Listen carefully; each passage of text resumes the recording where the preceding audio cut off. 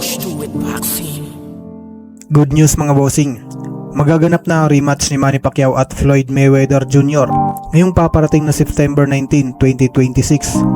Konfirmado na ito mga boss. Gaganapin ang laban sa Sphere Las Vegas, isang world-class at high-tech na entertainment arena. Iuulat ito ng live sa buong mundo sa pamamagitan ng Netflix na siyang nag-anunsyo ng laban kamakailan. Ayon sa ulat, ito ay magiging isang professional boxing match at hindi lamang isang exhibition. Matapos idiniklara ni Mayweather ang kanyang pagbabalik mula sa retirement, ito ang kanilang pangalawang paghaharap matapos ang tinaguriang fight of the century noong 2015 kung saan ay nanalo si Mayweather via unanimous decision. Bilang paghahanda, nakatakda munang lumaban si Pacquiao sa isang 10-round exhibition match laban kay Ruslan Provodnikov sa April 18, 2026. Kung sakaling matalo si Pacquiao dito mga boss sa kanilang laban na ito, matutuloy pa rin ang laban niya kay Mayweather sa September, sapagkat ang laban niya kay Ruslan Provodnikov ay isa lamang exhibition match. Samantalang itong si Mayweather mismo ay nakatakda rin lumaban sa isang exhibition match din laban kay Mike Tyson ngayong Abril.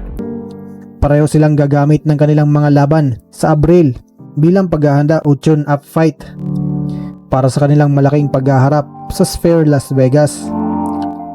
Sa madaling salita mga bossing, ang pangunahing layunin ng laban ni Pacquiao sa Abril ay ang mananatiling aktibo at match fit para sa kanyang pagbabalik bilang professional boxer laban kay Floyd Mayweather Jr. Sa kabilang banda naman mga bossing, muling binuhay ni Devin Haney ang kontrobersya tungkol sa performance enhancing drugs o PEDs. Nagpost si Haney sa X na Ryan of that good juice. At sa isang interview ay sinabi niyang back on steroids si Garcia sa Austarin matapos ang laban nila ni Haney noong 2024. Matapos ang laban, agad na hinamon ni Garcia si Shakur Stevenson para sa kanyang susunod na pagharap. Marami ang bumatikos kay Barrios, sinabihang isang worst boxing champion ever.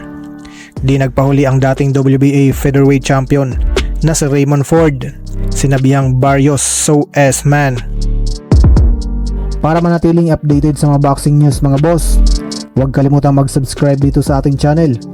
Maraming salamat sa inyong walang sawang suporta. Mabuhay, ingat po, and God bless.